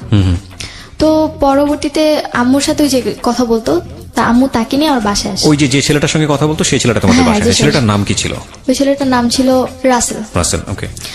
তো ছেলেটার নাম ছিল রাসেল অ্যান্ড ও আম্মুর সাথে বাসায় আসে অ্যান্ড আসার পর পরবর্তীতে যখন আম্মু তাকে সবকিছু বলে অ্যান্ড বলার পর আমার ছোট 2 ভাইকে আমার নানু বাসায় রেখে আম্মু তাকে নিয়ে আমার বাসায় আসে। ওকে। অ্যান্ড আসার পর তাকে বলে যে তুমি যা মেয়েকে বুঝাও। রাসেলকে বলে হ্যাঁ, তোমাকে বোঝানোর আমাকে নিয়ে জন্য? মেয়েকে বুঝাও। তো আমি তো নর্মালি তাকে দেখতে পারতাম না, সহ্য করতে পারতাম না, বিরক্ত লাগতো তার আমার প্রতি। তো তারপর সে বলে যে কি হয়েছে তোমার, কেন তুমি আমার সাথে এরকম খারাপ আচরণ করতেছো। সে আমার রুমে আসার আগে একটা ড্রেস নিয়ে আসে, তো আমি পরে চেঞ্জ করি, তারপর তার সাথে কথা বলি অ্যান্ড সে আমাকে এমন কিছু জিনিস বুঝায় যে না, তারপর থেকে তার সাথে আমার একটু ভালো লাগা শুরু। তুমি ড্রেস চেঞ্জ করো মানে তার সামনে তুমি ড্রেস চেঞ্জ না, করো? তার সামনে করিনি, সে আমাকে দরজার ফাঁক দিয়ে ড্রেস দিচ্ছে, আমি নিয়ে চেঞ্জ করেছি, তারপর তার সাথে কথা বলেছি। ওকে, মানে তোমার অবস্থা এমন ছিল যে তুমি তোমার ড্রেসটা এমন ভাবে ছিঁড়েছিল যে তোটা মানুষের সামনে যাওয়ার মতো? সামনে যেতে পারবো না। ওকে। তো পরবর্তীতে আম্মু মেবি তাকে অনেক কিছু বলেছে। সে কি বলে? সে এসে বলে যে দেখো, মানুষের লাইফে অনেক ভুল হয়ে থাকে অ্যান্ড তুমি কিছু মনে করো না, তোমার আম্মু যা করছে ভুলে যাও, আর এরপর থেকে কখনো করবে না, তুমি তোমার আম্মুর সাথে নর্মাল হয়ে যাও। ওকে, মানে সে অ্যাপোলজি করে তোমার আম্মুর প্রেক্ষাপটে? হ্যাঁ। তো পরে আমি বললাম যে সে কেন এগুলো করতেছে, আমার তো ভালো লাগে না, অ্যান্ড আমি তো পড়াশোনা করতেছি, সে কেন এগুলো বুঝে না, আমিও তো খারাপ হয়ে যেতে পারি তার এই জিনিসগুলো দেখে। পরে সে বললো যে কেন, তুমি তো বুঝো তাই না, তুমি তো একেবারেও বাচ্চা না, তোমার অলরেডি 13-14 বছর বয়স, তো বুঝো যেহেতু তুমি খারাপ হবে না, এটা আমার তোমার প্রতি বিশ্বাস। আর আমি এটা মনে করি যে তোমার আম্মু যা করছে এরপর থেকে আর কখনো করবে না, সে আমাকে গ্যারান্টি দেয় যে আর কখনো করবে না। তো হয়তো বা সে আম্মুকে বুঝায় যে না, আমি অনেক আপসেট আছি বা অনেক খারাপ মোমেন্টস আছি, তো এই কারণে সে বলে যে বাইরে ঘুরতে নিয়ে যাবে। তো তার 2-3 দিন পর, 2-3 দিন আম্মুর সাথে আমার তেমন একটা কথা হয় না, জাস্ট নর্মালি আম্মু মাঝে মাঝে যদি জিজ্ঞাসা করে যে যা হয়েছে ভুলে যাও, তো জাস্ট খাওয়া দাওয়া এইটুকুই। ও, এগুলো বলে যে যা হয়েছে ভুলে যাও, মানে এক ধরনের ছোটখাটো অ্যাপোলজি তার পক্ষ থেকে ছিল। ওকে, এবং তুমি বুঝতে পারছিলে যে মা খুব খারাপ একটা কাজ করেছে। হ্যাঁ, খারাপ কাজ করেছে, আর যেহেতু সে বলেছে ভুলে যাও, তো আমি ভাবলাম যে হয়তো বা ভুলে যাওয়াটাই বেটার, এই জিনিসগুলো যত বড় করবো আরো বড় হবে। তো তারপরে তুমি এই রাসেল ছেলেটাকেও তো তুমি বলতে পারতে যে তুমি রাসেল ছেলেটার সঙ্গে মেশা বন্ধ করে দাও। হ্যাঁ, আমি তাকে মানে তার সাথে আমার এরকম কোনো কথা হতো না। আচ্ছা, মানে মার সঙ্গে তুমি এত ইজি ছিল না, এত ইজি ছিলাম না। তো বাবাকে ওই সময়টাতে কি, ওই ঘটনার পর কি বাবাকে জানাচ্ছিল? পর আমার মায়ের সাথে বাবার কথা হয়, এন্ড আমার মা আমার বাবাকে আমাকে এমন ভাবে উপস্থাপনা করে যে আমি 4-5টা ছেলের সাথে রিলেশন করতেছি, আমি তাদের সাথে ঘুরতে যেতে যাচ্ছি, বাইরে যেতে যাচ্ছি, আমাকে দিচ্ছে না, এই কারণে আমি আম্মুর সাথে খারাপ আচরণ করতেছি, এন্ড তার গায়ে হাত তুলছি। আমার বাবার কাছে আমার উপস্থাপনাটা ছিল এরকম। ওকে, এটা তুমি পরবর্তীতে গিয়ে জেনেছো? এটা আমি পরবর্তীতে জেনেছি। ফাইন, আমি স্টেপ বাই স্টেপ যাই। তারপর কি হলো? তো তারপর 2-3 দিন পর আমাকে চিড়িয়াখানা ঘুরতে নিয়ে যায়, এন্ড হ্যাঁ রাসেল, আমার আম্মু, আমি, আমার ছোট দু ভাই, তো আমরা সবাই মিলে ঘুরতে যাই। এন্ড ওই দিন যাওয়ার পর আমি আমার আম্মুর সাথে অনেকটা ফ্রি হই, যে না ওই দিন তার আচরণটা অনেক ভালো ছিল, আমার কাছে খুব ভালো লাগে। এন্ড আমি কখনো আমার আম্মুর কান্না সহ্য করি, যাই হোক আমার আম্মু যদি একবার কান্না করে তারপর আমার আর কিছু দরকার নেই। তো পরে রাসেলের সাথে ঘুরতে যাই, এন্ড ওইখানে দেখি যে রাসেল আমাদের ফুল ফ্যামিলিকে খুব ভালোভাবে হোস্ট করতেছে, আই মিন টেক কেয়ার করতেছে, জিনিসটা আমার খুব ভালো লাগে। এন্ড আমার টেক কেয়ারটা খুব বেশি করতেছে। এই ধরনের ব্যাপার কি তুমি তোমার বাবার কাছে কখনো পেয়েছো, যে লাইক তোমার বাবা তোমাদের কোথাও নিয়ে যাও? কখনো কোথাও নিয়ে যায় না আমাদেরকে। আমার যে 13-14 বছর বয়সে আমি কখনো আমার বাবাকে আমাকে মার্কেটে নিয়ে যেতে দেখি। আজকের এই স্টোরিটা is very sensitive story, cause আপনারা বুঝে গেছেন এতক্ষণে যে স্টোরিটা কোন দিকে যাবে, কিন্তু স্টোরি ওই মোমেন্টের জন্য যারা ওয়েট করতেছেন তাদেরকে আমি বলবো যে লিভ দ্য স্টোরি, শোনার দরকার নেই আপনাদেরকে। কজ আজকের স্টোরির লেসনটা একটা মেয়ের বড় হয়ে ওঠা, মেয়ের জায়গাটা একটা ছেলেও হতে পারে, তার বড় হয়ে ওঠা এবং অত্যন্ত গোপনীয় একটা সামাজিক টানাপোড়েন বা ফ্যামিলিগত একটা টানাপোড়েন, সেই জায়গাটাকে তার ব্যক্তিত্ব বিকাশ, সবকিছু মিলিয়ে এটা খুব টাফ অ্যান্ড ভেরি সেন্সিটিভ একটা স্টোরি।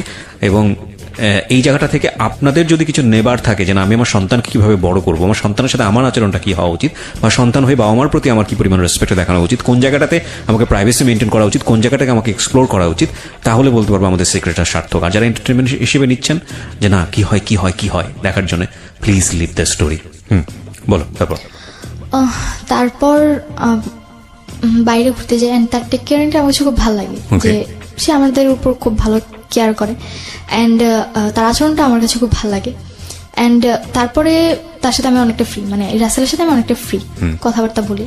তো তখন এপ্রিল মাস, মানে ভ্যালেন্টাইন ডে, তো না এপ্রিল মাস বৈশাখ, পয়লা বৈশাখ, এন্ড পয়লা বৈশাখে সে আমাকে একটা ফুল কিনে দেয়। এন্ড আমার স্কুলে প্রোগ্রাম ছিল, প্রত্যেক পয়লা বৈশাখে আমার স্কুলে প্রোগ্রাম হয়, তো আমি স্কুলে যাব, এন্ড আমার খোপার জন্য ফুল লাগবে, ফুল ছিল না, তো এই কারণে উনি পরবর্তীতে আমাকে যখন ফুল কিনে দেয় আমার খুব ভালো লাগে। এটা তোমার মা জানতো? হ্যাঁ, আম্মু বলেই কিনে দিয়েছিল। তো তখন আম্মুর সাথে রাসেলের কন্টিনিউ কথা হচ্ছে। তো তোমাদের বাসায় আসা যাওয়া করে? হ্যাঁ, আসা যাওয়া হচ্ছে। এন্ড আমি প্রাইভেট টাইম পাস করে? হ্যাঁ, প্রাইভেট, মানে আমি যখন থাকি না তখন আসে, বা আমি যখন ঘুমোচ্ছি তখন এসে কথা বলে, বা আমি যখন রুমে চলে গেছি তখন তাদের মধ্যে একটু ডিস্টেন্স রাখি, যে হয়তো বুঝতে পেরেছি যে আমার এগুলো পছন্দ না তখন। তো পরবর্তীতে তখন এই সময়টা থেকে তুমি তোমার বাবাকে রাসেল সম্পর্কে বলেছো? যে সময়টা তুমি তখনও বলোনি? তখনও বলিনি। এই প্রাইভেসিটা তুমি মেইনটেইন করেছো কেন? সিক্রেটটা তুমি মেইনটেইন করেছো কেন? এই জিনিসটা আমি মেইনটেইন করেছি কজ আমার বাবার সাথে আমার মাসে 2-3 মাসে একবার কথা হতো। 2-3 মাসে একবার? তাও কেমন আছো, ভালো আছো কিনা, এইটুকুই। তার মানে বুঝুন আপনি যে ওর কি পরিমাণ দূরত্ব ছিল ওর বাবার সাথে এবং ওর মায়ের সাথে। বলেন তারপর পয়লা বৈশাখ গেল, এন্ড পয়লা বৈশাখের পর রাসেল আমাকে প্রপোজ করে। প্রপোজ করাটা কিরকম ছিল? প্রপোজ করাটা এরকম ছিল যে ও পরের দিন সিলেট চলে যাচ্ছে, আগের দিন রাতে বাসায় মিট করতে আসে আমার ফুল ফ্যামিলির সাথে। তখন কোথায় থাকতো? ও থাকতো আমার বাসা থেকে 2-3 মিনিট দূরে একটা বিল্ডিং এ থাকতো। ওখানে কি ভাড়া থাকতো? ভাড়া থাকতো। ভাড়া থেকে পড়াশোনা করতো? পড়াশোনা করতো। আচ্ছা, এবং ওর বাড়ি কোথায় ছিল? ওর বাড়ি ছিল বরিশাল বরগুনা। বরগুনাতে। এখানে থেকে সে পড়াশোনা করতো? শুধুই পড়াশোনা করতো? শুধু পড়াশোনা। ইউনিভার্সিটিতে পড়তো? হ্যাঁ, তিতুমিরে 3rd ইয়ারে পড়তো। তিতুমিরে 3rd ইয়ারে পড়তো। ওকে, বলো তারপর। তো তারপরে রাতের বেলা যখন সে আসে তখন সে আমার একটাই কথা বলে যে তুমি যদি কিছু মনে না করো আমি তোমাকে কিছু বলতে চাই। পরে আম্মু তখন আবার বাইরে রান্নার রুমে কিছু তার জন্য আয়োজন করতেছিল। তারপরে জি বলেন। তো পরে বলতেছে যে তুমি তো আমাকে মামা বলে ডাকো, বাট কিছু মনে করো না, তোমাকে আমার খুব ভালো লাগে। তো হয়তো ওই জিনিসটা আমার মধ্যে খুব ভালোভাবে বা যেভাবেই হোক একটা করা নাড়ে যে না, কেউ আমাকে সেকেন্ড টাইম আবার প্রপোজ করেছে। ক্লাস 7 এর পরে? হ্যাঁ, 7 এর পর। তারপর সে ওইটা বলে চলে যায়। সে আমাকে বলে যদি তোমার ভালো লাগে তাহলে আমাকে আজকে রাতে অন্তত একটাবারের জন্য হলো ফোন দিও, মানে একটা মিসড কল দিও অন্তত। তারপর আমি সেদিন তার সাথে আমার কোনো কন্ট্যাক্ট নেই, মানে আমি তাকে আর ফোন দিই না। আর আমার ফোনে ওরকমভাবে ব্যালেন্স ভরাও হতো না যে আমি কাউকে ফোন দিতে পারবো। তো আমি তাকে আর ফোন দিই না। পরবর্তী দিন সে আমাকে ফোন দেয় সিলেট যাবার পর। ওই দিন রাতে তার বাস ছিল, সিলেট চলে গেছিল। দেন তারপর আমাকে ফোন দেয়। থানাবাড়ি আবারও ফিরছি আমাদের সুভার কাছে। হ্যাঁ, সিলেটে গেল। হ্যাঁ, তারপর যখন উনি পরের দিন আমাকে ফোন দিল, তারপর আমাকে বললো যে তোমার কি আমাকে কোনোভাবে ভালো লাগে না যে তুমি আমাকে একটাবার ফোন দিলা না? আমি বললাম যে আমার ফোনে ব্যালেন্স ছিল না, তাই আমি ফোন দিতে পারিনি। তো যখন এই কথা বলি তখন বলে যে থাক, আমার আর কোনো অ্যান্সার প্রয়োজন নেই, আমি অ্যান্সার পেয়ে গেছি। পরে তার সাথে আমার কন্টিনিউ কথা বলা। তো পরবর্তী দিন থেকে আম্মুর ফোনে দেখি যে যেহেতু আমি রাসেলের সাথে কথা বলছি, তার মানে আমার আম্মুর ফোন যদি ওয়েটিংয়ে থাকে বা কথা বলে, সে আরেকজনের সাথে কথা বলছে। তো পরে আমি রাসেলকে কোশ্চেন করলাম যে আপনি কেন আম্মুর সাথে কথা বলতেন? পরে সে বললো যে আমি তো জাস্ট আপা হিসেবে তার সাথে কথা বলতাম নর্মালি, এছাড়া আর কিছুই না। আর আমি আমার লাইফের ব্যাপারে বা আমার ফ্যামিলি মেম্বারের ব্যাপারে কথা বলতাম, আদার্স কিছু না। বললাম যে তাহলে যে আপনি হাতটা ধরতেন এগুলো, সেগুলো তো জাস্ট বোন হিসেবে আমি তার হাত ধরতাম। এটা কি মানে ভালো লাগা বা প্রপোজিং এর একদম প্রিলিমিনারি পর্যায়ে তখনই কি তুমি জিজ্ঞেস করলে এটা এই বিষয়গুলো, নাকি তার আগে জিজ্ঞেস করে? না, আগে তো না, পরে পরে মানে তোমাকে ভালো লাগার করার পরে? হ্যাঁ, ভালো লাগা প্রপোজ করার পর। তো যখন এই কথাগুলো বলি তো প্রত্যেকটা কথারই মানে এমন একটা অ্যান্সার ছিল যে না, মানে সে এগুলোর ব্যাপারে কোনোভাবে ইনভলভ না। তো তখন রাসেল সিলেটে, তো আমি তো বাড়িতে। তো আমি ঠিক তার 2-3 দিন পর আমি সেম ভাবে রাতে বাসায় ঘুমোচ্ছিলাম। ওই দিন হয়তো বা আমি রাতে কোনো FM শুনতে শুনতে ঘুমিয়ে পড়েছি, আমার রাতে মানে কানে হেডফোন। তো আমার ওই ব্যাপারে আর হুঁশ নেই যে না, আমার কানে হেডফোন দিয়ে আমি ঘুমিয়ে পড়েছি। প্রপোজটা কি তুমি অ্যাকসেপ্ট করেছিলে? এক্সেপ্ট বলতে আমি জাস্ট বলেছিলাম যে আমি ফোন দিতে পারিনি। তো সে বলেছে আমি আমার অ্যান্সার পেয়ে গেছি। তো এখানে আমাদের মধ্যে কেউই কাউকে আই লাভ ইউ যে জিনিসটা থাকে ওটা কেউই কাউকে বলেনি। বাট তোমার দিক থেকে কি ভালো লাগা শুরু হয়েছিল? হ্যাঁ, তখন শুরু হয়েছিল। এগুলো পয়েন্ট করবেন প্রিয় শ্রোতা। ওকে, তারপর? তো পরে দেখি যে রাতের বেলা, তখন মেবি রাতের 3:30 কি 3:45 কাছাকাছি এরকম টাইম। তখন দেখি যে আমার কানে এখনো রেডিও চলছে অ্যান্ড ফোনে চার্জ একদম ব্যাটারি লো। তো পরে আমি উঠে ফোনে চার্জারটা আমার রুমে ছিল না, আমি আম্মুর রুমে চার্জার আনতে গেছি। তো আমাদের বাড়িতে কেউই রুম নক করে ঘুমোতো না। তো ওই দিন রাতেও দেখলাম যে আম্মুর রুম মানে নক ছিল না, ভিড়ানো ছিল এরকম টাইপের, কিন্তু ডিম লাইটটা অন ছিল, যেটা কিনা আম্মু অন করে ঘুমায় না। তো আমি ভাবলাম যে আম্মু হয়তো ঘুমিয়ে গেছে, রুমে গিয়ে ডিম লাইট অফ করে দিই। অ্যান্ড আমি রুমে ঢুকে আগের বার তো জাস্ট আমার খালুকে দেখেছিলাম, আমি নক করার পর তারা গেট খুলে। তো পরবর্তীবার আমি আবার ওপেনলি মানে যা দেখি সেটার জন্য আমি প্রপারলি প্রস্তুত ছিলাম না, একদমই না। অ্যান্ড আমার হাত থেকে ফোনটা পড়ে যায়, ব্যাটারি খুলে যায় ফোনের। টাচ ফোন ছিল তো, টাচটা ফেটে গিয়েছিল। তো আমি দেখে মানে একদমই সহ্য করতে পারিনি। দরজাটা, আম্মুর রুমের দরজাটা জোরে মানে আটকে দিয়ে আমি আমার রুমে এসে দরজা আটকে মানে কি করবো তখন, মানে বাঁচবো না মরে যাবো সেটা চিন্তা করতেছিলাম। মানে কি ছিল বিষয়টা? বিষয়টা ছিল যে আমাদের যে বাসার গলিটা, ওই গলি প্রথম ঢুকতেই একটা বাড়ি থাকে, ওই বাড়িতে একটা ছেলে থাকতো। তো ও আবার মার্কেটে জব করতো। তো ওর সাথে নাকি আম্মুর কথা আগে থেকেই মোটামুটি ছিল। এন্ড সেদিন আমি স্টোরি জানতে চাচ্ছি না, তুমি আনএক্সপেক্টেড কাউকে ওখানে দেখেছো? হ্যাঁ, আনএক্সপেক্টেড, মানে আমি নর্মালি তাকে ওরকম ভাবে চিনতাম না। যে যাকে দেখলে তুমি ওই রাতের পরে তাকে চিনেছো না তার আগে তুমি তাকে চিনতে? পরে চিনেছো। সো ওকে, আমি সিচুয়েশনগুলো জানি। তারপরে তোমার রুমে আসার পরে কি হলো? তো আমি আমার রুমে এসে দরজা আটকে দিই এন্ড পরবর্তীতে আম্মু ড্রেস আপ চেঞ্জ করে পরে আমার রুমে এসে নক করতে থাকে আর ওই লোকটা ওখান থেকে চলে যায়। তো আমি রুমের দরজা খুলি না। তখন আমি কি করবো, আমার জাস্ট একটাই চিন্তা যে আমি মানে খুব কান্না করতেছিলাম, চিন্তা করছিলাম যে কেন আমি এখনো এই জিনিসগুলো দেখার জন্য আমাকে বাঁচানো। পুরো বাড়িতে কোনো পুরুষ মানুষ থাকতো না? না, কোনো পুরুষ মানুষ থাকতো না। ওকে। তো আমাকে আল্লাহ কেন বাঁচিয়ে রাখছে বা আমি কেন বেঁচে আছি। অ্যান্ড তখন চিন্তা করলাম যে থাক, বেঁচে থাক, এইগুলো দেখার চেয়ে মরে যাওয়াটা বেটার। তো তখন রাসেলের সাথে আমার ওরকম কথা নেই, বিকজ সিলেট যাবার পর জাস্ট ওই ফ্রি টাইম যখন হতো তো মানে ঘুরতে যেত, এই কারণে কথা বলতে পারতাম। সিলেটে সে কেন গিয়েছিল? তার বাড়ি তো সিলেট বরিশালে। গিয়েছিল, বাড়ি না তার, সিলেট গিয়েছিল তার মেঝো ভাই ওখানে থেকে জব করতো, তো মেঝো ভাইয়ের সাথে দেখা করতে গিয়েছিল। তখন রাসেল কোথায়? সিলেটে। সিলেটে। ওকে। তো কি করবো বুঝতে পারতেছিলাম না, মানে মাথায় কোনো কাজই করতেছিল না। পরে আমি মানে চিন্তা করলাম যে আমি সুইসাইড করে ফেলি, আমার বাঁচার কোনো দরকার নেই। বিকজ বারবার সরি বলার পরও যে এই জিনিসগুলো হচ্ছে, তারপর বেঁচে থেকে আমার আর কি লাভ। তো আমি চিন্তা করি যে ফ্যানের সাথে নিজের গলায় দৌড় দিব, আমার বাঁচার কোনো দরকারই নেই।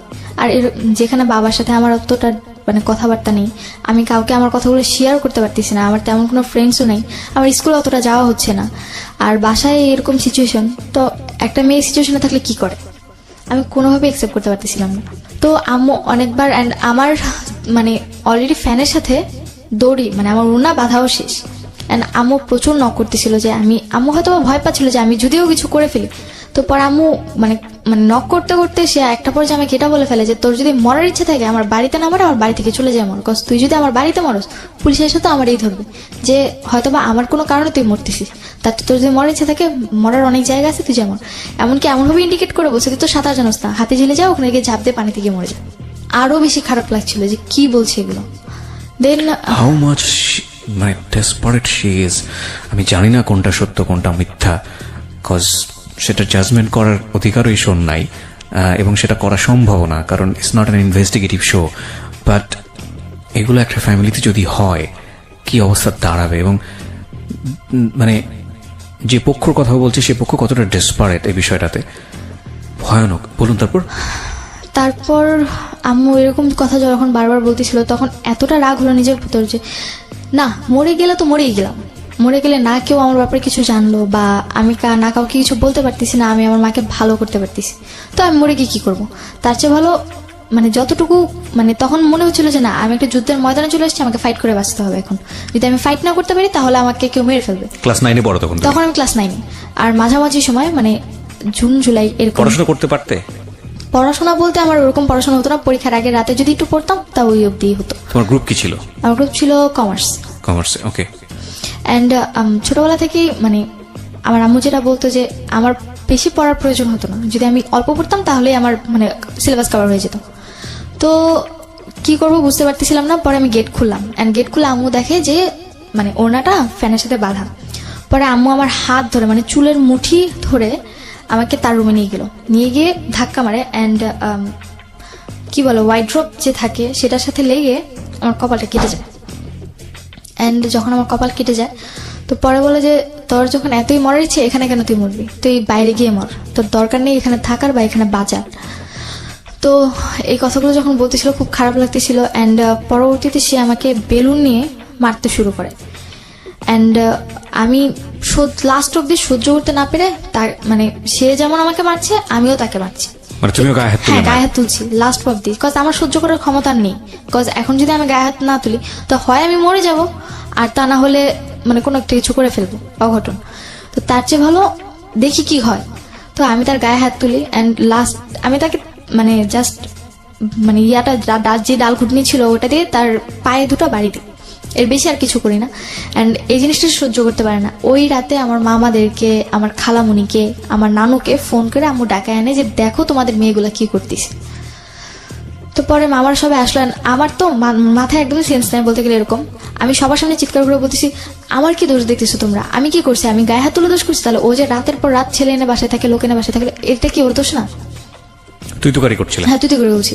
তো পরে মামারা বলতেছিল যে এই মেয়ে তো পুরো খারাপ হয়ে গেছে, এর তো মানে মামাদের কথা এরকম ছিল যে আমি পুরোপুরি খারাপ হয়ে গেছি, অ্যান্ড মায়ের নামে আজে বাজে কথা বলতেছি, সে যাই অন্যায় করুক না কেন সে আমার মা। কিন্তু আমার মাথায় তো ওটা নেই যে না, সে আমার মা, সে কেন অন্যায় করছে, আমার কথা এটা কেন করবে, এইটুকু আমার মাথায় ছিল। অ্যান্ড মামার আমার সাথে প্রচুর খারাপ আচরণ করতেছিল। তুমি যেগুলো বলছো সেগুলোকে তারা একদমই বিশ্বাস করতেছে না। অ্যান্ড পরবর্তীতে মামারা বলতেছে যে তুই কোনো কথা বলিস না, ওরে মানে পুলিশদের ধরে দে। মানে আমার এক বড় মামা ছিল যে সে বলতেছিল যে ওকে পুলিশদের ধরে দে, বল যে মাকে খুন করতে গেছে, পুলিশদের ধরা দিলে দেখবি এমনি জেলের ভাত খেয়ে ঠিক হয়ে যাবে। আবার নানু বলতেছিল যে এত কিছুর দরকার নেই, তাবিজ করে রাখ, দেখবি যে তুই যা বলবি তাই শুনবে। এরকম উল্টাপাল্টা কথা বলতেছিল। তখন তো আমার মাথায় আরো রক্ত যে আমি একটা প্রবলেমে পড়ে তাদেরকে এই জিনিসগুলো বলতেছি, অথচ তারা আমার সাথে এত খারাপ কেন? নোবডি লিসনিং ইউ, তারা আমার তোমাকে কোনো কেউ কথাই কেউ শুনছে শুনছে না। না। মানে আচ্ছা। আমি বলতে গেলে কোনো ফেল না একটা মানুষ, মানে আমি যা বলছি সবই বানোয়াট বলছি, কোনো সত্যি কথা বলছি না। খুব ক্রিটিক্যাল সিচুয়েশন প্রিয় শ্রোতা। এখানে যদি কেউ শুনেও সমাধানটা কি হবে, খুবই ক্রিটিক্যাল। একটু চিন্তা করবেন, আপনারা আপনাদের জায়গা থেকে হয়তোবা মার দিকে আঙ্গুল তুলছেন, হয়তোবা কি তাই তুলছেন, আমি ডেফিনেটলি শিওর। কিন্তু মা আর মেয়ের সম্পর্ক, তো যেটাই হোক না কেন মা আর মেয়ের সম্পর্ক, এই জায়গাটা কিন্তু একটা সমাধানের জায়গায় আসতে হবে। এবং এটার সমাধানটা কি? কজ এমন একটা হস্টিলিটি সম্পর্ক গ্রো করেছে দুজনের মধ্যে, এবং এত ভয়ানক একটা রিজনে যেখানে সমাধান দেওয়ার মতো কেউ নেই, এবং পুরোপুরি ওর পক্ষে কেউ নেই, সবাই নিচ্ছে ওর মায়ের পক্ষে। সেটাই হয়তোবা তাদের জায়গা থেকে স্বাভাবিক ছিল। এবং এটা আসলে কোন জিনিসটাকে কাটবে, পক্ষ নিলেই বা এটা সমাধানটা কি হবে? মানে এর চেয়ে ডিফিকাল্ট মোমেন্ট মার লাইফেও কখনো এসছে কিনা জানি না, এবং ওর লাইফে তো অফকোর্স আমি জানি না শেষ পর্যন্ত সেটার কি হয়েছে। তবে যারা আজকের এই গল্পটা শুনে অনেকে বিশ্বাস করতে পারছেন না, তাদেরকে আমি বলবো আপনি নিশ্চয়ই পত্রপত্রিকা পড়েন, আপনি নিশ্চয়ই লাস্ট 2-4-5 বছরের ঘটনা যদি একটু পেছন দিকে যান, এইরকম একটা প্রেমের সম্পর্ক, এরকম অবৈধ সম্পর্কের কারণে নিজের ছেলে মেয়েকে মেরে ফেলেছে, এবং নিজের ছেলে মেয়েকে মেরে পত্রিকার শিরোনাম হয়েছে, হেডলাইন হয়েছে, এরকম অসংখ্য ঘটনা আপনি পাবেন। সো এতটা অবাক হওয়ার কিছু নাই। রেডিওতে ফর দ্য ফার্স্ট টাইম আমি বলি যে এইরকম একটা ডেসপারেট স্টোরি উঠে আসতেছে, আমরা চেষ্টা করতেছি এটার সমাধান খোঁজার জন্য।